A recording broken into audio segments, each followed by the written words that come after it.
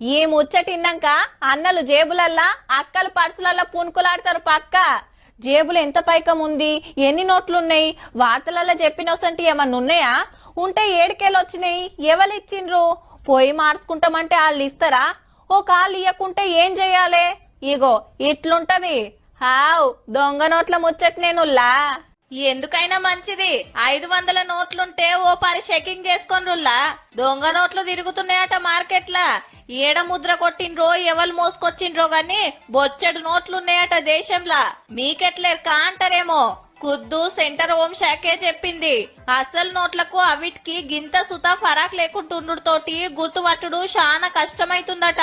పరీక్ష బట్టి చూస్తే ఒరిజినల్ నోట్ల మీద రిజర్వ్ బ్యాంక్ అని రాసుంటది కదా, అందులో ఒక అక్షరం తప్పు పడ్డదట దొంగ నోట్ల మీద.